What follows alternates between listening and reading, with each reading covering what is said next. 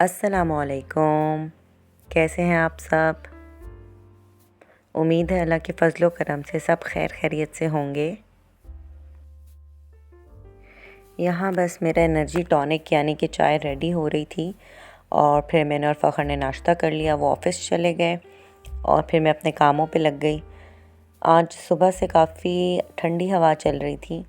सर्दियाँ शुरू होने वाली थी कराची में, तो कराची वाले एक्साइटेड हो जाते हैं बस हवा चलने के साथ ही। वही सीन था यहाँ भी। तो मैंने ऊपर ट्रंक, स्टोर रूम में जो ट्रंक था उससे ब्लैंकेट्स वगैरह निकाल लिए और सूट केसेस निकाल लिए गर्म कपड़ों के, क्योंकि सुबह के टाइम बच्चों को काफ़ी ठंड लगती है फिर।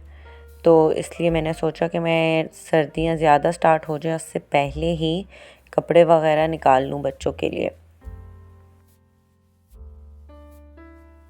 तो बस फिर सबसे पहले तो मैंने स्टोर रूम से सामान निकाल के बाहर रखा, जो जो ट्रंक से सामान निकालना था वो रख दिया। उसके बाद मैंने और हेल्पर ने कबर्ड के ऊपर जो था, मेरी भी कबर्ड के ऊपर और बच्चों की कबर्ड के ऊपर भी सब झाड़ू वाड़ू और डस्टिंग जो भी करनी थी वो कर दी, साफ़ कर दिया सब। तो मैंने जो ब्लैंकेट्स और कंफर्टर्स वगैरह थे वो एक साथ ही निकाल लिए ट्रंक से और फिर मैंने ऊपर कबर्ड के ऊपर रख लिए। तो ये मुझे ईज़ी लगता है, बार बार स्टोर रूम में जाना, ट्रंक खोलना, सामान निकालना, वो एक हेक्टिक रूटीन लगती है फिर मुझे। इस तरह मैंने ऊपर रख दिया था कबर्ड के, तो ये हैंडी हो जाएगा मेरे लिए। बस उस काम से फ़ारिग हो गई मैं, तो फिर मैंने आहिस्ता आहिस्ता बच्चों के कपड़े निकालने शुरू कर दिए थे। और कपड़े निकालते निकालते मैं ये सोच रही थी कि मैं इसको ऑर्गेनाइज़ करके निकालती जाऊँगी। इबाद के अलग, उबैद के अलग, स्वेट शर्ट्स अलग, स्वेटर्स अलग, ट्राउज़र्स अलग। लेकिन जैसे जैसे वो कपड़े निकलते गए फिर मुझे समझ नहीं आई कि मैं इसको कहाँ पे समेट समेट के रखूँ। तो बस फिर मैंने मिक्स ही करके रख दिए बेड पे सब, क्योंकि एक दफ़ा मैंने बैग खाली कर देने थे और शॉपर से कपड़े निकाल के बेड पे सब रख दिए। उसके बाद मैंने इसको एक दिन बाहर भी रखना था हवा के लिए, उसके बाद ही फिर मैंने कबर्ड में रखने थे ये कपड़े। तो बस फिर मैं निकालती गई। और कपड़े निकालते हुए मैं ये सोचे जा रही थी कि इतनी तो सर्दी ही नहीं पड़ेगी कराची में जितने मैं कपड़े जमा कर रही हूँ। खैर वो मैंने सब निकाल के रख तो लिए। इसके बाद मैंने इसको अच्छे से छांटी भी करने थे, जो जो ज़रूरत का सामान है सिर्फ वही रखना था, बाकी मैं फिर हटा दूँगी ये सब कपड़े। क्योंकि इस साल उबैद ने भी माशाल्लाह अच्छा खासा कद निकाल लिया है, तो उसके भी मुझे लग रहा है कि ट्राउज़र्स और शर्ट्स जो हैं वो सब छोटे हो गए होंगे। तो बस उसका साइज़ चेक करना है और वो फिर मैं उसका भी कुछ इंतज़ाम कर लूँगी उसके कपड़ों का।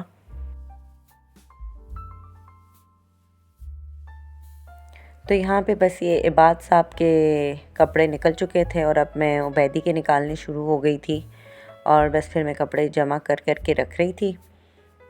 और इस काम में ही मेरा तकरीबन आधा दिन गुज़र चुका था। सूटकेसेस वगैरह स्टोर रूम से लाना, कबर्ड के ऊपर सफाई करना, ब्लैंकेट्स वगैरह समेटना और फिर ये कपड़े निकालना, उनको सूटकेसेस से बाहर शॉपर से निकालना।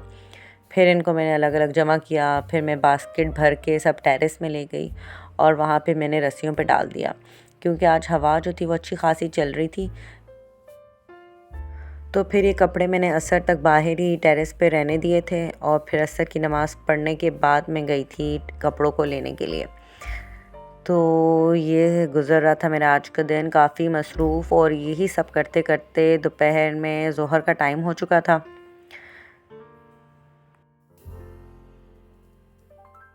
तो बस अब मेरे दिमाग में यही चल रहा था कि आज जो है इन कपड़ों को हवा लगाई जाए और उसके बाद नेक्स्ट डे फिर मैं इनको कबर्ड में सेट करूँगी बच्चों के लिए। फिर उसके अगले दिन मैं अपनी और फ़खर की कबर्ड सेट कर लूँगी, क्योंकि एक साथ तो फिर मैं इतने सारे काम नहीं कर सकूँगी।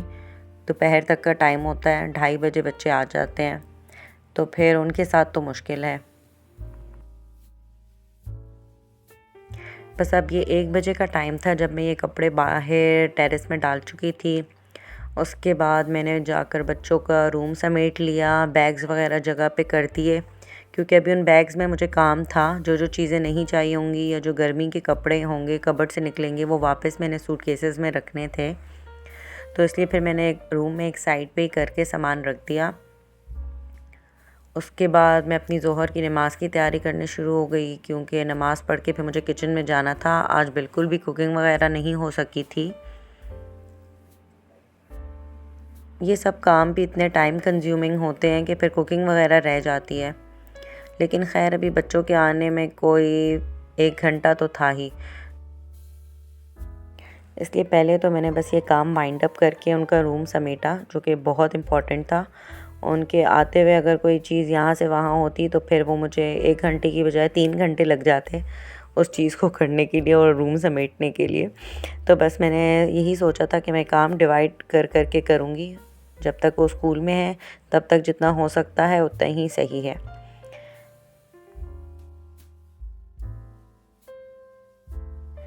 बस फिर उसके बाद मैंने ज़ोहर की नमाज़ पढ़ ली और फिर मैं वापस किचन में आ गई। उबैद के लिए मैंने फ़्राइज़ काट लिए जल्दी से, कढ़ाई जो थी वो चूल्हे पे रख दी थी और साथ साथ मैंने आलू काटने शुरू कर दिए थे। तो वो भी बस एक 10-15 मिनट का काम था, वो हो गया। साथ साथ मैं बच्चों के लिए डिनर का मेन्यू भी डिसाइड कर रही थी। तो मैं यही सोच रही थी कि बस इनके लिए अभी लंच प्रिपेयर करके तो फिर मैं खाना जल्दी से चूल्हे पे चढ़ा दूँगी, ताकि वो भी टाइम में रेडी हो जाए, क्योंकि असर के बाद तो फिर खाना खाना होता है बच्चों ने। खैर बस अब ये फ़्राइज़ बन जाएंगे तो मैं साथ साथ इबाद के लिए भी कुछ लंच के लिए बना लेती हूँ।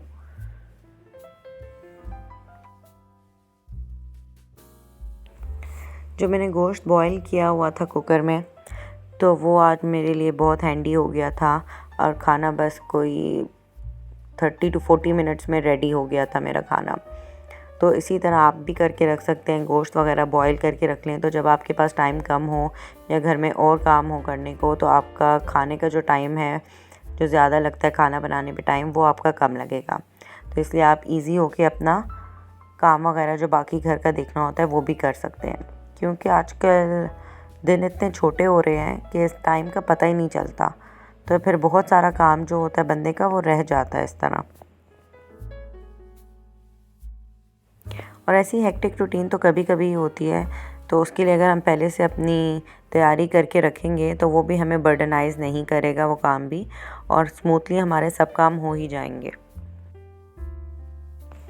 उबैद 2-3 दिन से इतना डाउन है कि उससे ये फ़्राइज़ भी नहीं खाए गए, लेकिन खैर बनाना तो था ही मैंने। फिर मैंने बात के लिए, मेरे पास पीटा ब्रेड पड़ी हुई थी, वो एक निकाल ली और उसके ऊपर मैंने केचप डाल दिया, और चिकन और का जो चिकन बनी हुई पड़ी हुई थी मेरे पास, उसमें अनियंस और कैप्सिकम वगैरह थे, तो वो मैंने उसके ऊपर 1 टेबलस्पून भर के वो डाल दिया। और ऊपर मेरे पास एक चीज़ स्लाइस थी, वो मैंने तोड़कर तो वो रख दी। और बस मैं इसको 1-1.5 मिनट के लिए माइक्रो करूँगी और ये बात का झटपट वाला पिज़्ज़ा जो होगा वो रेडी हो जाएगा। बच्चों को हर वक्त बाहर के जो चिप्स और जूसेस और चॉकलेट्स और स्वीट्स और ये चीज़ें देने की बजाय अगर घर में ही हम इसी तरह कुछ ना कुछ बना कर दे दें तो ये भी झटपट तैयार हो जाता है और बच्चे खा भी लेते हैं। कभी कभी बिस्किट्स या इस तरह की चीज़ अगर बच्चे खाते हैं तो वो समझ आती है, लेकिन हर वक्त चिप्स और जूसेस वगैरह तो ये सब ना तो मुझे पसंद है, ना मैं बच्चों को दिलाती हूँ। वंस इन अ वाइल जब उनकी छुट्टी होती है और कभी फ़खर शाम में जल्दी घर आ जाए तो कभी कभार वो बच्चे चले जाते हैं फ़खर के साथ शॉप। अदरवाइज़ अगर फ़खर कभी ख़ुद कुछ ले आए उनके लिए बाहर से, कभी कभार चिप्स वगैरह, तो फिर वो लोग खा लेते हैं। ज़ाहिर है वो बच्चे हैं, उनको बाज़ार का, शॉप का ये सामान, चिप्स जूसेस वगैरह अट्रैक्ट तो बहुत करते हैं और सब बच्चों को पसंद भी होते हैं। लेकिन वही बात है कि माँ बाप का ही काम है कि हर चीज़ को एक बैलेंस में लेकर चला जाए तो वो ठीक रहता है।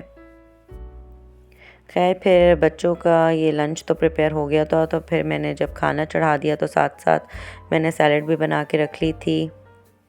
और जब मैं बच्चों के साथ खाना खाने लगी तो मैं उस वक्त इतनी थक चुकी थी कि ये पूरा बाउल जो था सैलड का ये मैं खुद ही खा चुकी थी। फिर जब रात में फ़खर आए थे तो मैंने उनके लिए दोबारा से बना लिया था। बस फिर इतनी देर में बच्चे भी आ चुके थे, तो बस उनको चेंज वेंज करा के थोड़ी देर उन्होंने खाना वाना खाया और फिर बस पढ़ाने के लिए बिठा दिया था। कल उबैद का पेपर था, लेकिन उसको कोई फ़िक्र नहीं थी और वो कह रहा था मामा मूड नहीं है पढ़ने का, तो उसने कुछ भी नहीं पढ़ा। खैर फिर मैंने इबाद को बिठा दिया था क्योंकि उसके 28 से पेपर शुरू होने वाले थे, तो वो अपना काम अल्हम्दुलिल्लाह कर लेता है। कभी मैं एक वीडियो बनाऊंगी कि हमें किस तरह बच्चों का जो डेट शीट के हिसाब से उनका कोर्स डिवाइड करके उनको पहले से तैयारी आहिस्ता आहिस्ता कैसे करवाई जाए, तो वो मैं ज़रूर कोई एक वीडियो में टिप्स ज़रूर शेयर करूँगी इंशाल्लाह। बस फिर जब बच्चों ने सबक वगैरह पढ़ लिया, अपना होमवर्क कर लिया, तो उसके बाद कल बाद की पीटी थी, टाइकोंडो की क्लास थी, तो उसके लिए मैं उसके पीटी शूज़ जो हैं वो साफ़ कर रही थी। ये वाइट शूज़ जो हैं बाद ग्रे करके लेकर आता है, तो पहले मैं इसको वाइप से क्लीन कर रही थी और उस पर मुझे काफ़ी ज़ोर लगाना पड़ रहा था वाइप से भी, क्योंकि वो जो दाग हैं वो बिल्कुल भी नहीं जाते, पता नहीं क्या करते हैं बच्चे। खैर फिर मैंने एक 10 मिनट लगा के इसको अच्छे से साफ़ किया और फिर इसको मैंने ड्राई होने के लिए रख दिया था। जब ये ड्राई हो गए तो फिर मैंने इनको तब पॉलिश किया था, क्योंकि आप डायरेक्ट पॉलिश कर दो पीटी शूज़ पर तो वो दाग नहीं जाते जो उनके नीचे होते हैं। ये देखें थोड़ी बहुत इसकी शक्ल निकल आई थी। बस फिर असर पड़ के मैंने बच्चों के लिए दूध थोड़ा सा गर्म तो नहीं कहेंगे, बस इतना कर लिया था कि उनकी ठंडक निकल जाए उसकी दूध की, और फिर मैंने इनको दोनों को दूध दे दिया, क्योंकि बच्चों की ग्रोइंग एज है, तो 12th तक जब तक बच्चे 12 साल के नहीं हो जाते एटलीस्ट 1 गिलास दूध ज़रूर देना चाहिए बच्चों को डेली। तो ये है, अब बच्चे जो हैं वो सादा दूध तो पीते नहीं हैं, तो सिंपल सा रूह अफ़ज़ा थोड़ा सा मैं उबैद के लिए डालती हूँ और थोड़े से ज़्यादा इबाद के लिए, तो बस फिर वो दोनों पी लेते हैं। कभी कभार पी लेते हैं, कभी कभार मूड नहीं होता तो नहीं भी पीते, लेकिन आदत ज़रूर डलवानी चाहिए बच्चों को। बस यहाँ पे फिर मैंने दोनों को दूध के मग्स दे दिए, तो उबैद साहब को एक और मसला था कि आज उसको दूध मग में नहीं और ग्लास में पीना है। खैर फिर वो मैंने ग्लास में शिफ्ट करके दे दिया, जैसे वो खुश। बस उसके बाद फिर मैं बाहर से ये कपड़े ले आई थी। 5 सवा 5 बजे का टाइम था, तो अच्छी खासी हवा में ये पड़े रहे थे 4-5 घंटे। फिर बस अब मैं इनको लेकर रूम में रख दी थी मैंने दोनों बास्केट्स।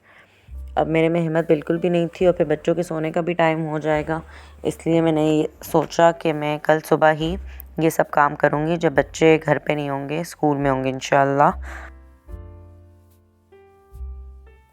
बस फिर इतनी देर में जब मैं ये घर के कामों से फ़ारिग हुई तो कारी साहब आ चुके थे। फिर बच्चों को मैंने बिठा दिया उनके पास कि वो सबक पढ़ लें थोड़ा बहुत। फिर उसके बाद मैं किचन में आ गई थी रोटियां बनाने के लिए, ताकि फिर कुरान पढ़ के वो लोग खाना खा लें, क्योंकि उबैद को तो अभी मैं बैठूंगी कोई 5:30 उसको खाना खिलाने, तो 6:30 से 7 o'clock हो जाएंगे। इतना टाइम लग जाता है उसको एक छोटी सी रोटी ख़त्म करने में, और वो भी कभी कभार पूरी नहीं कर लेता, लेकिन खैर जितना भी खाता है अल्लाह पाक नसीब करे। तो यहाँ पर मैंने अपने और बच्चों के लिए रोटी बना ली और फिर हमने बैठकर खाना खा लिया, और दिन जो था वो इसी तरह ख़त्म हो गया। बस ये थी आज की वीडियो। पसंद आई हो तो लाइक शेयर एंड सब्सक्राइब ज़रूर कीजिएगा। सेम वैसी ही रूटीन है जो ऑलमोस्ट सब माओं की और सब हाउसवाइफ्स की होती होगी।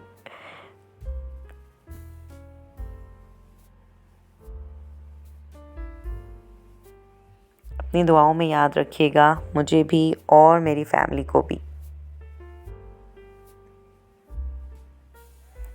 और लाइक शेयर एंड सब्सक्राइब तो ज़रूर कीजिएगा, और बेल आइकन को भी क्लिक कर दीजिएगा काइंडली। चलिए बस ये वीडियो यहीं पे ख़त्म करते हैं। अब अल्लाह आप सबको अपनी अमान में रखे। अल्लाह हाफ़िज़।